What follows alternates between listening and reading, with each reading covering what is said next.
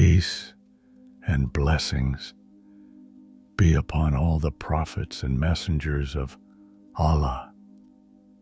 Welcome back to our exploration of the divine narrative that unfolds from the very beginning of creation to the final revelation. In our previous episode, we journeyed through the realm of the angels, those magnificent beings of pure light who worship Allah with unwavering devotion and perfect obedience. Close your eyes and imagine a being not of flesh or light, but of pure, smokeless fire. Not the flame that flickers in a lamp or the blaze that devours wood, but a fire without smoke, without shadow, a spiritual substance that burns with intensity and dances with power. It was from this essence that Allah created a unique and ancient race, the Jinn. These beings, created from smokeless fire, represent a fascinating dimension of existence that bridges the gap between the perfect obedience of angels and the moral complexity that would later define human experience. Understanding the Jinn is crucial to comprehending the full scope of Allah's creation and the cosmic drama that would unfold when free will entered the universe.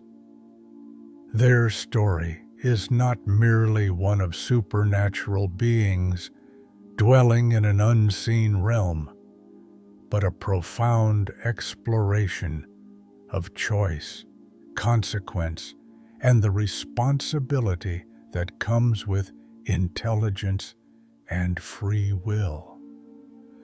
Allah tells us in the Quran, "And the Jinn we created before from scorching fire." Surah Al-Hijr 15:27.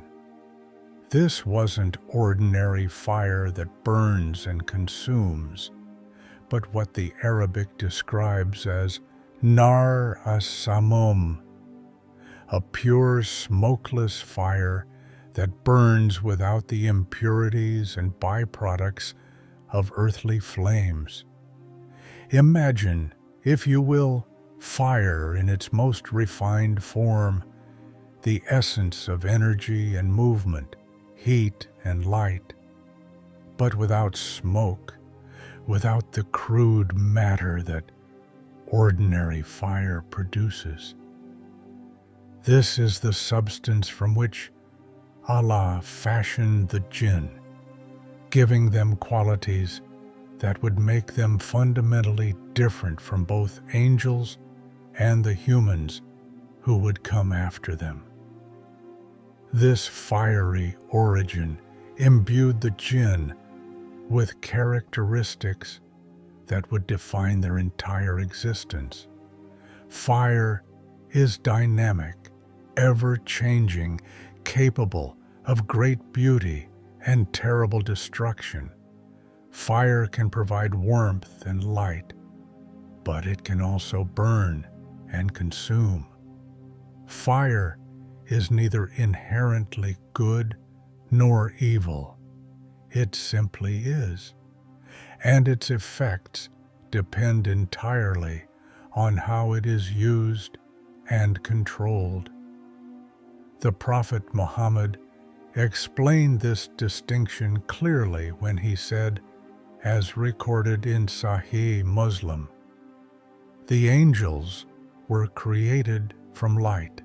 The Jinn were created from smokeless fire, and Adam was created from what has been described to you," referring to clay, dust, and water. What made the Jinn revolutionary in the cosmic order was not merely their fiery composition, but the gift that Allah bestowed upon them, along with consciousness, free will. Unlike the angels, who were created with perfect obedience as their very nature, the Jinn were given the capacity to choose, to obey or disobey, to believe or reject, to do good or evil. This was the first time in creation that intelligent beings existed who could look at a divine command and choose whether or not to follow it. The angels could not conceive of disobedience. It was not in their nature. But the Jinn, they could hear Allah's guidance and decide for themselves whether to accept or reject it. The Quran reveals the complexity of Jinn society in Surah Al-Jinn, where Allah tells us what some of the Jinn said after hearing the Quran. And among us are the righteous, and among us are those not so. We are sects, having different paths. Surah Al-Jinn 72:11. This verse reveals that Jinn society, like human society, contains the full spectrum of moral choice: the righteous and the corrupt, the believers and the rejectors, those who follow divine guidance and those who rebel against it. Their intelligence was not limited or primitive. The Quran and authentic Hadith reveal that Jinn possessed sophisticated understanding, complex social structures, and the ability to engage in deep theological and philosophical discussions. They could reason, debate, form communities, and even recognize prophetic truth when they encountered it. Long before humans appeared on Earth, the Jinn had established their own civilizations. They built cities, formed governments, developed cultures, and created societies that in many ways paralleled what humans would later achieve. The Quran gives us glimpses of their advanced capabilities when it describes how some Jinn worked for Prophet Sulaiman, building magnificent structures and creating works of art. They made for him what he willed of elevated chambers, statues, bowls like reservoirs, and stationary kettles. Surah Saba 34:13, indicating not just their ability to perform manual labor, but their capacity for artistic creation, architectural innovation, and complex engineering. Their society was hierarchical, with kings, nobles, and common folk. They had their own forms of worship. Some devoted themselves to Allah, while others followed various forms of falsehood and rebellion. They experienced the same struggles with faith, morality, and social organization that would later characterize human communities. What's particularly fascinating is that Jinn civilization included the development of their own forms of knowledge and technology. They could travel vast distances quickly, access information from distant places, and manipulate the physical world in ways that appeared miraculous to humans. Yet, for all their abilities, they remained bound by the same fundamental choice that defines all conscious beings: submission to Allah or rebellion against Him. To understand the full scope of Jinn history, we must delve deeper into their flourishing civilizations that existed long before the creation of humanity. Classical Islamic sources, particularly the works of Ibn Kathir in Al-Bidayah wal-Nihaya and the commentaries of At-Tabari, provide glimpses into this extraordinary period of cosmic history. The Jinn established vast kingdoms across the earth, their cities rising like mirages in the desert, magnificent structures that defied the laws of physics as understood by earthly beings.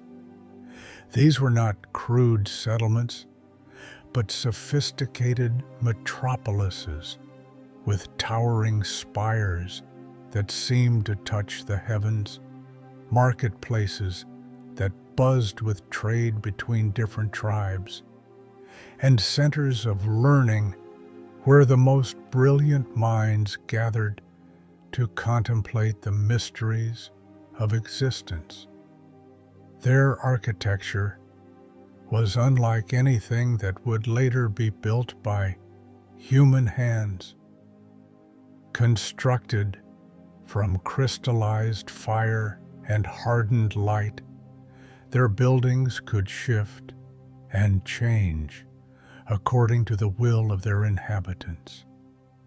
Palaces floated above the ground, suspended by forces that humans would not understand for millennia. Gardens bloomed with flowers of pure energy, their petals shimmering with colors that had no names in any earthly language. The Jinn possessed knowledge that spanned the cosmos.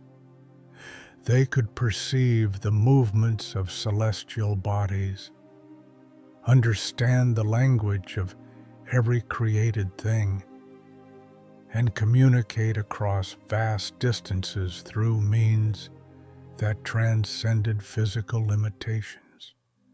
Their scholars developed complex theological systems.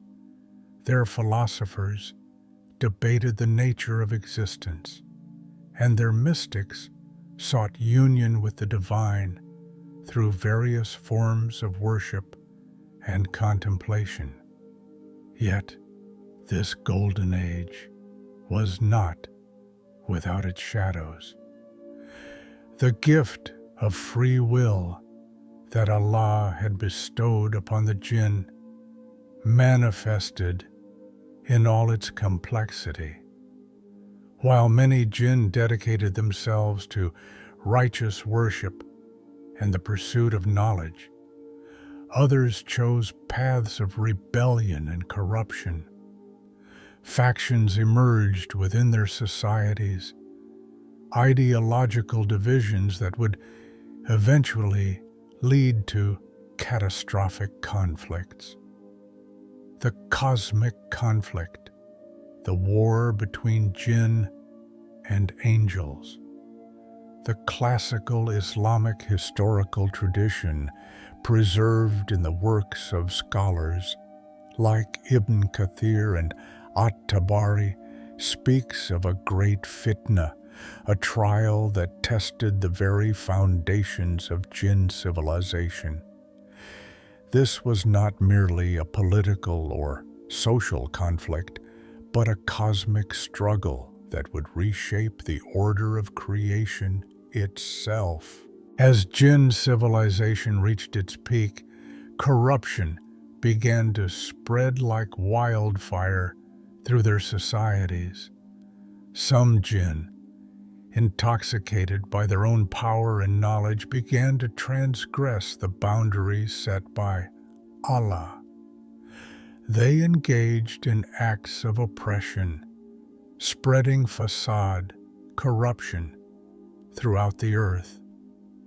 The righteous among them tried to counsel restraint and return to divine guidance, but their voices were increasingly drowned out by the clamor of rebellion. The corruption was not limited to moral failings. Some jinn began to claim divine attributes for themselves, setting themselves up as objects of worship for the weaker among their kind. They established cults of personality, demanding submission and reverence that belonged only to Allah. The earth itself began to cry out under the weight of their transgression. It was at this critical juncture that Allah decreed a divine intervention. The angels, who had observed the growing corruption with perfect knowledge of its ultimate consequences, were commanded to descend to earth and restore divine order. This was not a decision made in haste or anger, but a manifestation of Allah's perfect justice and mercy. For allowing the corruption to continue would have led to even greater destruction. The Quran alludes to this cosmic conflict when it speaks of the angels' concern about the appointment of humanity as vicegerents on earth. Will you place upon it one who causes corruption therein and sheds blood, while we declare your praise and sanctify you? Surah Al-Baqarah 230. The angels' question reflected their knowledge of what had transpired with the jinn. They had witnessed firsthand the consequences of granting free will to intelligent beings. The war that followed was unlike any conflict in the history of creation. It was not fought with physical weapons alone, but with forces that transcended the material realm. Angels, beings of pure light and absolute obedience, confronted jinn, creatures of fire with the capacity for both tremendous good and terrible evil. The very fabric of reality trembled as these cosmic forces clashed. The angels, acting with perfect divine mandate, systematically dismantled the corrupt jinn kingdoms.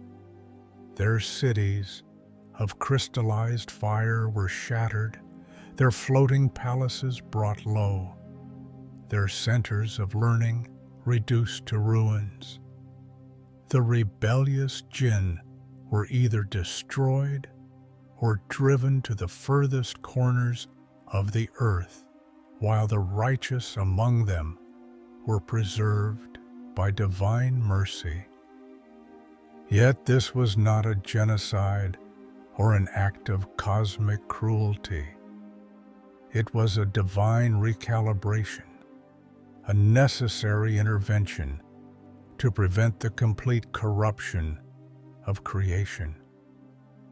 The angels acted not out of hatred or jealousy, but out of perfect obedience to Allah's command and in service of ultimate justice.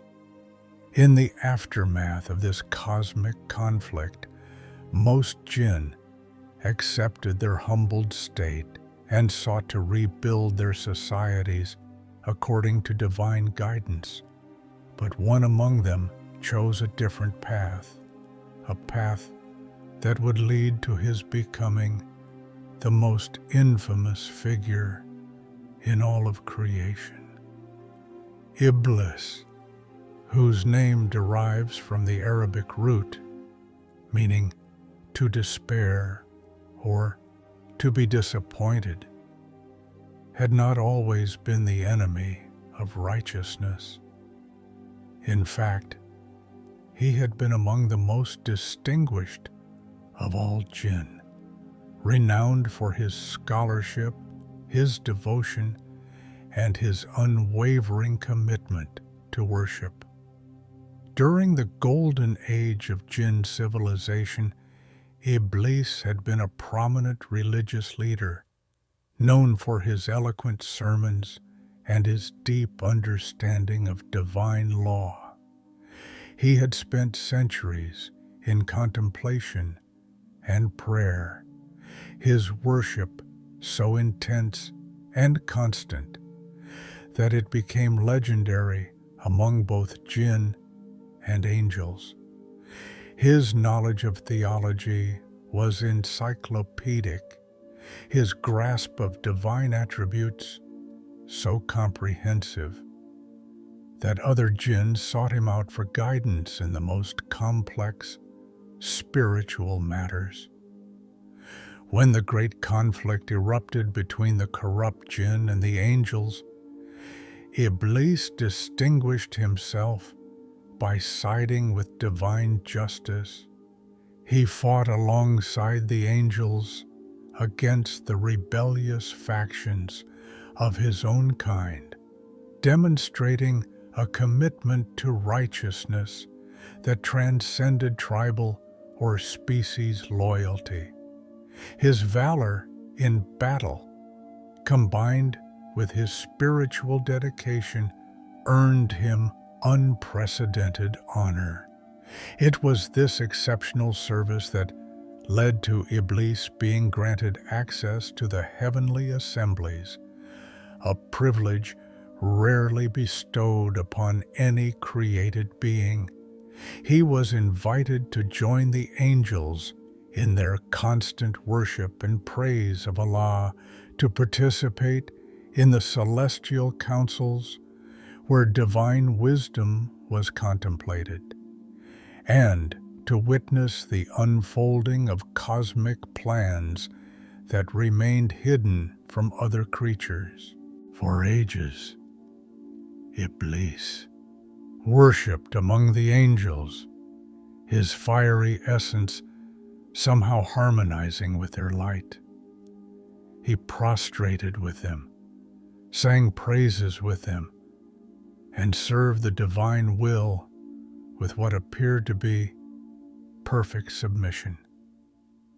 To outward observation, he had transcended his Jinn nature and achieved a spiritual state that rivaled the angels themselves.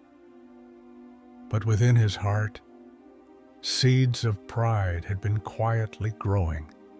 Unlike the angels, who praised Allah with minds that could conceive of nothing but obedience, Iblīs retained the capacity for self-reflection and comparison. And in those moments of reflection, he began to take credit for his own spiritual achievements. He looked upon his millennia of worship and saw them as personal accomplishments rather than divine gifts.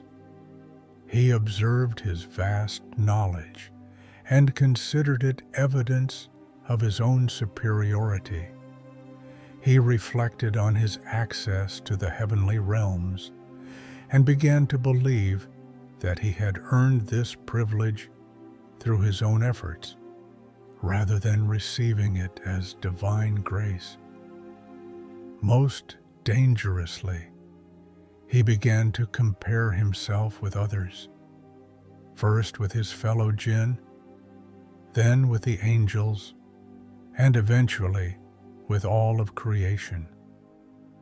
In his mind, He constructed elaborate hierarchies of worth and merit, always placing himself at the apex. His fire, he reasoned, was more dynamic and powerful than the static light of angels. His knowledge, earned through struggle and contemplation, was more valuable than the instinctive obedience of beings who had never faced moral choice.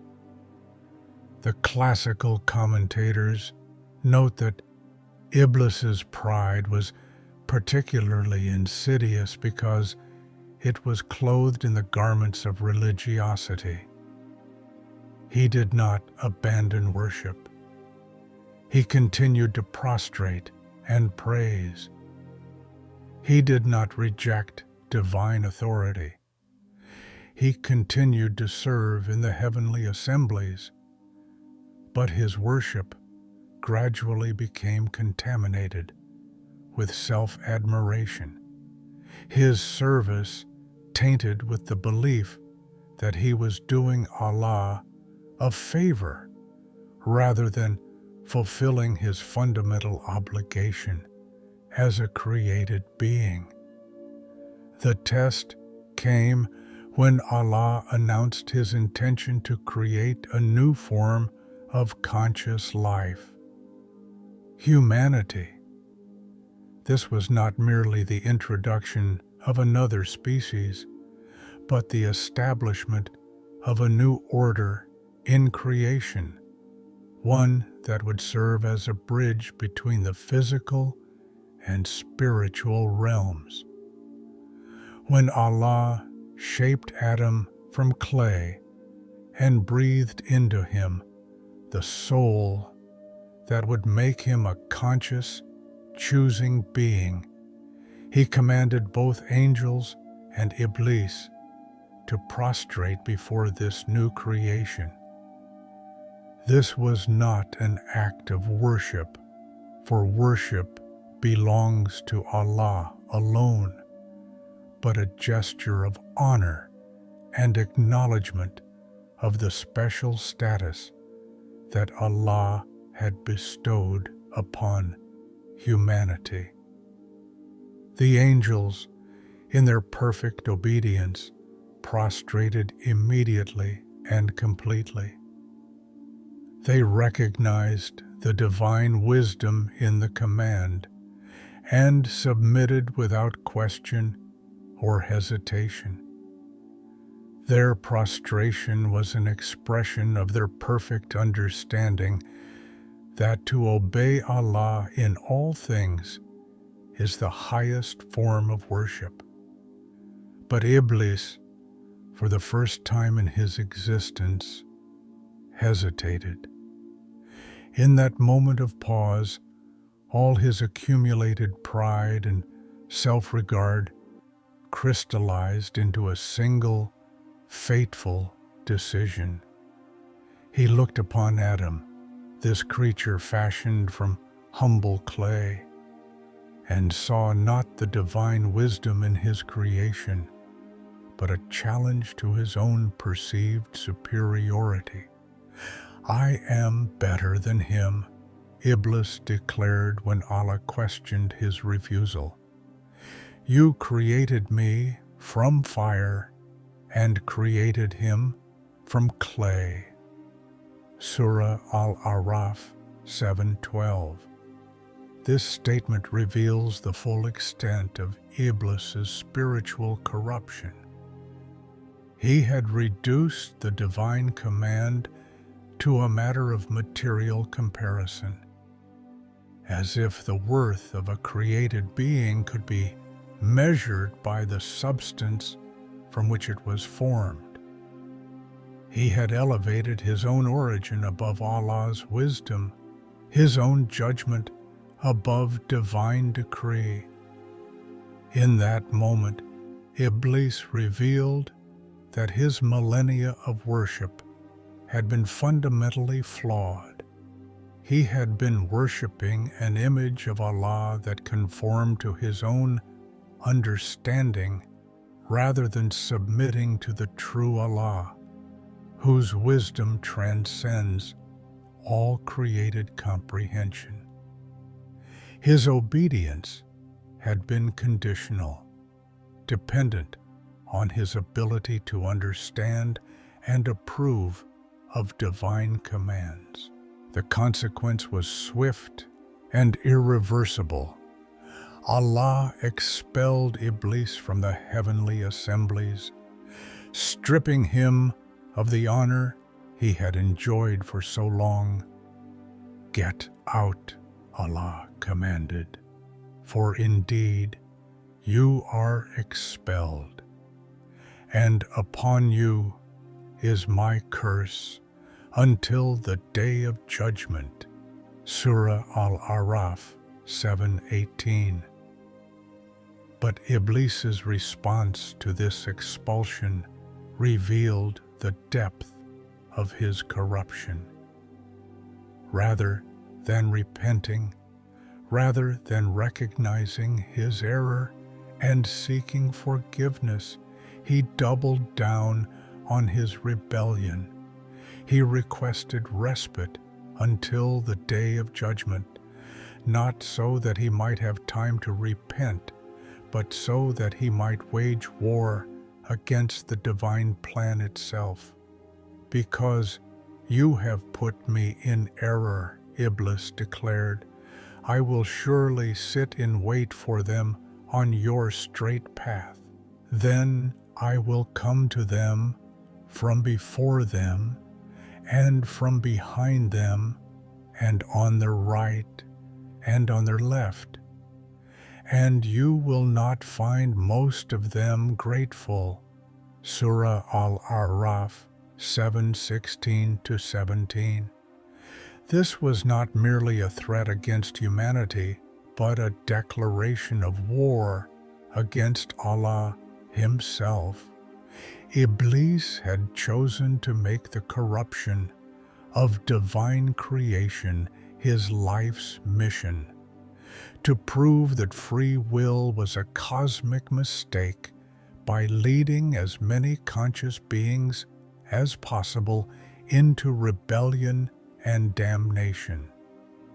It was in this cosmic context, after the fall of Iblīs and the establishment of the heavenly order, that Allah decreed one of the most profound and mysterious events in all of creation, the Primordial Covenant, known in Islamic theology as Alastu bi-Rabbikum, "Am I not your Lord?"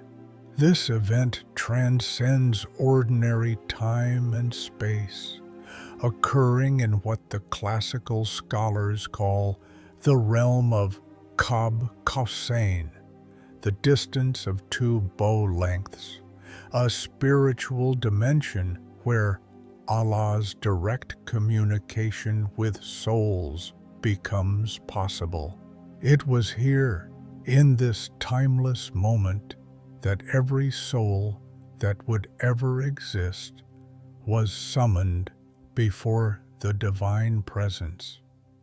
The Quran describes this cosmic gathering, "And mention, O Muhammad, when your Lord took from the children of Adam, from their loins, their descendants, and made them testify of themselves, saying to them, 'Am I not your Lord?'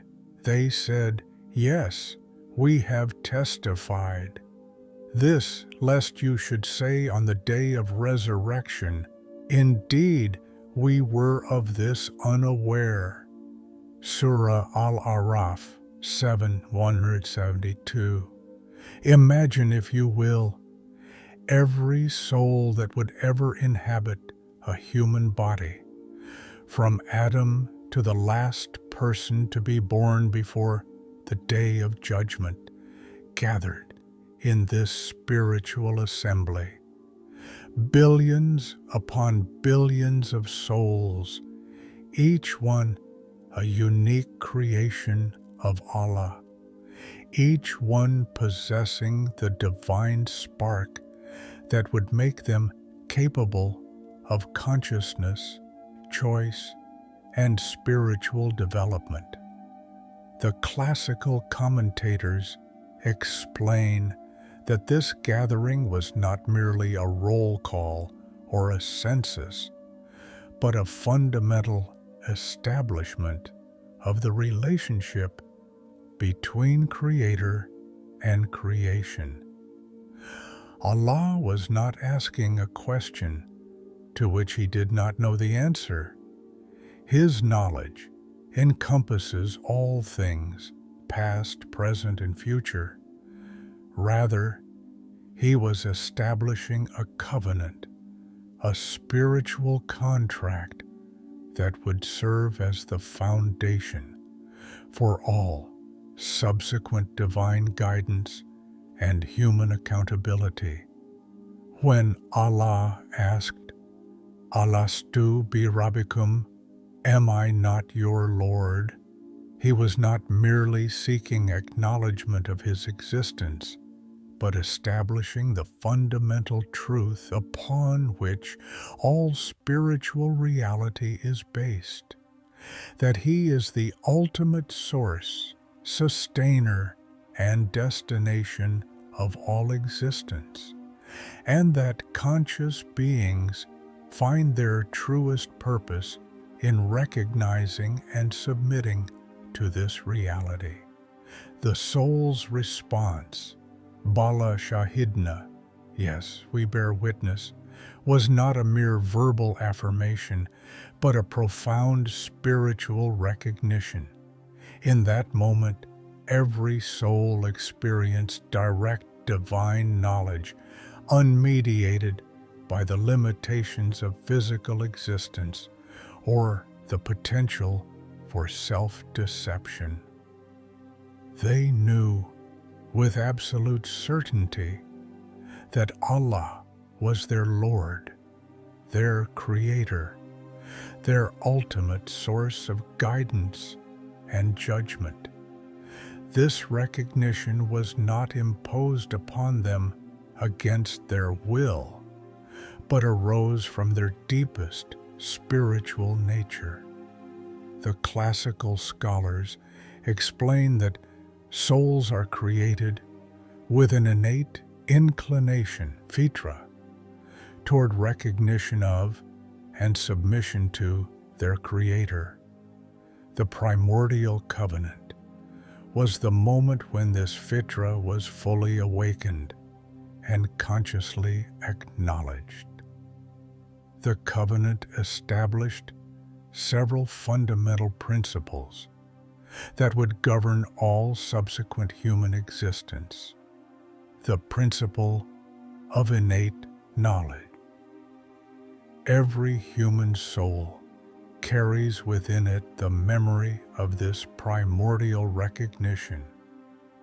While the physical mind may forget, the soul retains the echo of this moment, which is why even those who have never heard of divine revelation often feel a deep longing for connection with something greater than themselves. The principle of spiritual accountability. Because every soul has acknowledged Allah as their Lord, they are inherently accountable for their response to divine guidance. Ignorance of this relationship is not a valid excuse, because the knowledge is embedded in the very structure of the soul. The principle of universal prophethood. Since all souls made this covenant, divine guidance is a universal need and a universal right. This is why Allah has sent prophets to every nation and people, ensuring that the path back to Him is always available to those who seek it. the principle of moral consequence. The covenant establishes that moral and spiritual choices have ultimate significance because souls have acknowledged their relationship to Allah. Their actions in the physical world are not merely material events, but spiritual realities that affect their eternal destiny. After the Primordial Covenant, the souls were prepared for their journey into physical existence. This was not a punishment or a fall from grace, but a necessary stage in their spiritual development. The physical world would serve as a testing ground, where the spiritual recognition acknowledged in the covenant would be challenged, refined, and ultimately either confirmed or rejected through the choices made in conditions of partial knowledge and limited understanding. The souls descended into the realm of matter, where they would be temporarily veiled from the direct experience of divine presence they had known in the primordial assembly. This veiling was not an act of divine cruelty, but a necessary condition for the test of faith to be meaningful. If souls retained full memory of their direct encounter with Allah, their choices in the physical world would be compelled rather than freely made. Yet Allah, in His infinite mercy, ensured that the souls would not be completely cut off from guidance. The memory of the covenant, while veiled, would remain as an inner compass, an instinctive recognition of truth when it was presented to them. The fitra, the innate spiritual nature, would continue to incline them toward their Lord, even when the mind was clouded by the distractions and limitations of physical existence. This is why the Quran speaks of divine revelation as a reminder, dhikr, rather than entirely new information. The prophets and the scriptures they brought were not introducing foreign concepts, but awakening the deep spiritual memory that every soul carries within it. When people heard the call to worship Allah alone, to live justly, to prepare for the afterlife, they were not learning something completely new. They were remembering something they had always known, but had forgotten. The Jinn, too, were bound by this same primordial covenant. Those among them who chose righteousness were those who remained faithful to the spiritual recognition they had acknowledged in that timeless moment. Those who chose rebellion, led by Iblīs, were those who had turned away from the covenant, allowing pride and self-will to override the divine guidance embedded in their very nature. The Primordial Covenant continues to echo through every moment of human existence. Every time a person feels a longing for meaning, a desire for justice, a recognition of beauty, or a sense of moral obligation, they are experiencing the echo of that primordial yes that their souls spoke in the divine presence. Every time someone hears the call to prayer, reads a verse of divine revelation, or contemplates the majesty of creation, they are being invited to remember and reconnect with the covenant they made before their physical birth. The spiritual journey of every individual is ultimately a journey back to the conscious recognition of that primordial truth. Am I not your Lord? Yes, we bear witness. This is why the Prophet Muhammad said, "Every child is born upon the fitra, innate spiritual nature, and it is his parents who make him a Jew, a Christian, or a Magian." The fitra is the living memory of the primordial covenant, the innate recognition of Allah as Lord that exists within every soul.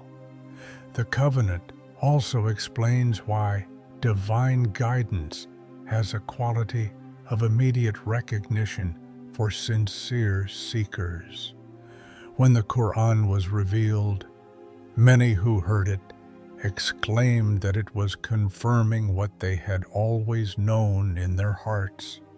The Jinn who heard the Prophet reciting described it as a wondrous recitation that guides to what is right. Surah Al-Jinn 72:1-2. They were not learning something foreign, but recognizing the voice of the Lord with whom they had made their covenant. Understanding the primordial covenant in the context of Jinn history and the rebellion of Iblīs provides crucial insight into the cosmic drama that unfolds through the rest of prophetic history. The covenant was not just a spiritual ceremony, but a divine response to the corruption that had infected creation through the misuse of free will. By establishing this covenant, Allah ensured that every conscious being would have access to the guidance necessary to distinguish between truth and falsehood, between submission and rebellion.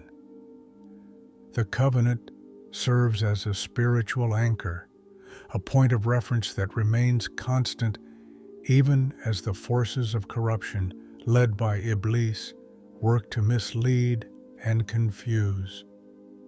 The prophets who would come after, from Adam to Muhammad, peace be upon them all, would serve as living reminders of this covenant. Their messages would awaken the spiritual memory, call souls back to their primordial recognition, and provide the practical guidance needed to live in accordance with the divine relationship acknowledged in that timeless moment. The struggle between good and evil, between truth and falsehood, between submission and rebellion, is ultimately a struggle over the interpretation and implementation of the primordial covenant. Iblīs and his followers seek to make souls forget their covenant, to convince them that they are self-sufficient, that there is no ultimate accountability, that material existence is all there is. The prophets and the righteous, on the other hand, work to awaken the spiritual memory, to remind souls of their true nature and ultimate destiny. As we stand at this pivotal moment in cosmic history, after the creation of the Jinn, after the rise and fall of their civilizations, after the rebellion of Iblīs and after the establishment of the Primordial Covenant, we are prepared to understand the next chapter in the divine narrative, the creation of humanity, and the beginning of the earthly phase of the spiritual journey. The lessons of the Jinn teach us that free will is both a tremendous blessing and a weighty responsibility. The covenant reminds us that we are not cosmic accidents or self-created beings, but souls who have acknowledged our relationship to our Creator and accepted the implications of that relationship. The rebellion of Iblīs warns us that even the most elevated spiritual position can be lost through pride and self-will. The war between the angels and the corrupt Jinn demonstrates that divine justice will ultimately prevail, even when it requires cosmic intervention to restore the proper order. But above all, the Primordial Covenant assures us that we are not alone in this journey. We carry within us the memory of divine recognition, the guidance of innate spiritual nature, and the promise that those who remain faithful to their covenant will find their way back to their Lord. In our next episode, we will witness the creation of Adam, the first human being, and see how the lessons learned from Jinn history would shape the divine plan for humanity.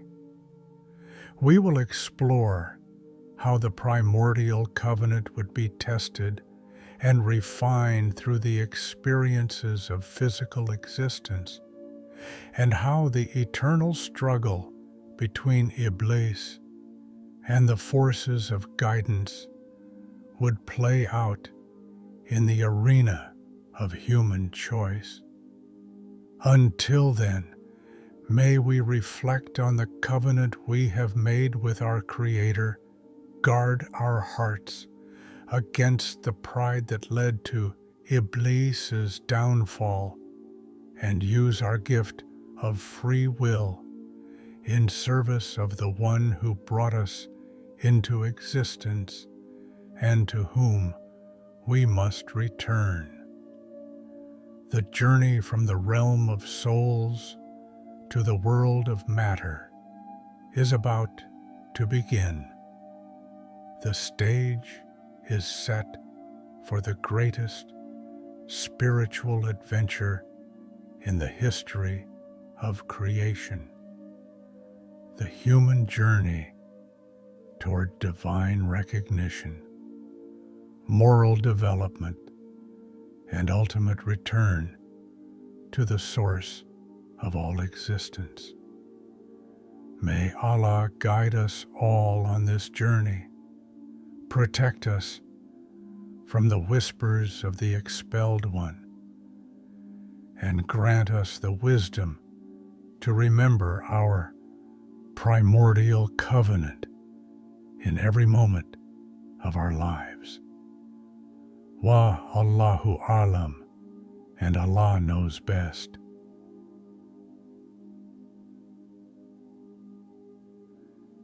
In our next episode, we will explore Adam alayhi salam, the first human creation, and witness how the divine plan for humanity unfolds in the context of the lessons learned from the Jinn civilizations and the eternal covenant that binds all conscious souls to their Creator.